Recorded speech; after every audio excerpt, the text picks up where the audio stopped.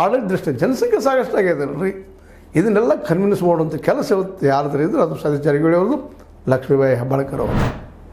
ಸತೀಶ್ ಅವರಂತೆ ಅತ್ಯಂತ ನಮ್ಮ ಸಿದ್ದರಾಮಯ್ಯರಿಗೆ ಆತ್ಮೀಯರು, ಭಾಳಷ್ಟು ಆತ್ಮೀಯರು. ಇವರ ರಾಜಕೀಯ ಏಳಿಗೆಗೆ ಇವತ್ತು ಸಿದ್ದರಾಮಯ್ಯರ ಕಾರಣ, ಅದರಲ್ಲಿ ಎರಡು ಮಾತಿಲ್ಲ. ಅವ್ರ ಕುಟುಂಬದ ರಾಜಕೀಯಕ್ಕೆ ಸಿದ್ದರಾಮಯ್ಯರ ಆಶೀರ್ವಾದ ಸಾಕಷ್ಟು ಇದು ಒಪ್ಪಿಕೊಡ್ತಾರೆ ಪಾಪ ಓಪನ್ ಆಗಿ ಅವರೆಲ್ಲ ಅಂತಂದರು.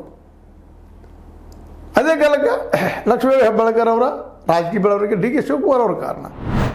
ಮುಖ್ಯಮಂತ್ರಿ ಉಪಮುಖ್ಯಮಂತ್ರಿಗಳನ್ನ ಇಬ್ಬರನ್ನು ಒಪ್ಪಿಸಿದ್ರೆ ಮುಗಿತಲ್ರಿ ಕೆಲಸ. 2 ಜಿಲ್ಲೆಗಳನ್ನು ಘೋಷಣೆ ಮಾಡಿದ್ರೆ ಜನ ಸಂತೋಷ ಪಡ್ತಾರೆ. ಇತಿಹಾಸದಲ್ಲಿ ಉಳಿಯುವಂಥ ಕೆಲಸದು. ಈ ಕೆಲಸನ ಸತೀಶ್ ಅವರು ಮತ್ತು ಲಕ್ಷ್ಮೀಬಾಯಿ ಹೆಬ್ಬಾಳ್ಕರ್ ಮಾಡಲೇಬೇಕಾದಂಥದ್ದು. ಅವ್ರು ಮಾಡ್ತಾ ಇದ್ದಾರೆ ಅಂತ ಅವ್ರು ಹೇಳ್ತಾ ಇದ್ದಾರೆ, ನಾವು ಒತ್ತಡ ತರ್ತಾ ಇದ್ದೀವಿ ಮಾಡ್ತಾ ಇದ್ದೀವಿ ಅಂತ. ಆದರೆ ಆಗುವುದು ಯಾವಾಗ? ಇದು ಜನಸಾಮಾನ್ಯ ಕೇಳೋ ಪ್ರಶ್ನೆ. ಅವ್ರು ಮಾಡಿಲ್ಲ ಅಂತಲ್ಲ, ಮಾಡ್ತಾ ಇದ್ದಾರೆ ಅಂತ ಒಪ್ಕೊಡ್ತಾರೆ, ಆದರೆ ಆಗುವುದು ಯಾವಾಗ ವ್ಯಾನ್ ಇಟ್ ಈಸ್? ಈ ಪ್ರಶ್ನೆಗೆ ಇವತ್ತು ನೇರವಾಗಿ ಉತ್ತರ ಕೊಡುವಂಥ ಅನಿವಾರ್ಯತೆ ಸತೀಶ್ ಅವರಿಗೆ ಮತ್ತು ಲಕ್ಷ್ಮೀಬಾಯಿ ಹೆಬ್ಬಾಳ್ಕರ್ಗೆ ಬಂದದ್ದು. ಇಲ್ಲ ಸಿದ್ದರಾಮಯ್ಯರು ಒಪ್ತಾ ಇಲ್ವಾ? ಇಲ್ಲ ಡಿ ಕೆ ಶಿವಕುಮಾರ್ ಅವರು ಒಪ್ತಾ ಇಲ್ವಾ? ಅವ್ರ ಮನಸ್ಸಿಲ್ವಾ? ಯಾಕಿಲ್ಲ? ಏನು ಅಂಥದ್ದಾಗ್ಯದ? ಇದು ದೊಡ್ಡ ಜಿಲ್ಲೆ ಇದು, ಡಿವಿಷನ್ ಆಗಲೇಬೇಕಾದದ್ದು. ಯಾಕೆ ಒಪ್ತಾ ಇಲ್ಲ? ಅದನ್ನು ಅವರು ಹೇಳಿ, ಇಲ್ಲ ಸಿದ್ದರಾಮಯ್ಯರು ಒಪ್ತಾ ಇಲ್ಲ, ಡಿ ಕೆ ಶಿ ಅವರು ಒಪ್ತಾ ಇಲ್ಲ ಅನ್ನುವಂಥ ಮಾತನ್ನು ಜನಕ್ಕೆ ಹೇಳಿ.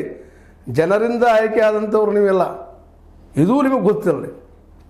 ಜನ ಏನೋ ಪಾಪ ಯಾವುದೋ ಕಾರಣಕ್ಕಾಗಿ ಮೌನ ವಹಿಸಿದಾರೆ. ಅದರರ್ಥ ಅವರು ಹೇಳಿಗಳಲ್ಲ, ಮುಂದಿನ ದಿನಗಳಲ್ಲಿ ಯಾವುದೋ ರೂಪ ಪಡಿಬೋದು, ಅದು ಹೇಳಿಕ್ಕೆ ಸಾಧ್ಯ ಇಲ್ಲ.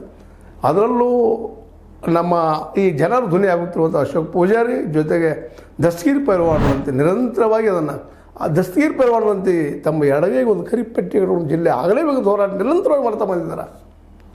ಇದನ್ನೆಲ್ಲ ಗಮನದಲ್ಲಿಟ್ಟುಕೊಂಡ ಜೊತೆಗೆ ಜನರ ಬೇಡಿಕೆ ಇದು. ಅವರೇನು ಹೇಳಿ ಪಾಪ ಹೋರಾಟ ಮಾಡ್ತಾ ಇದ್ದಾರೆ, ಜನರ ಧ್ವನಿ ತಮ್ಮದು ಹೇಳ್ತಾ ಇದ್ದಾರೆ.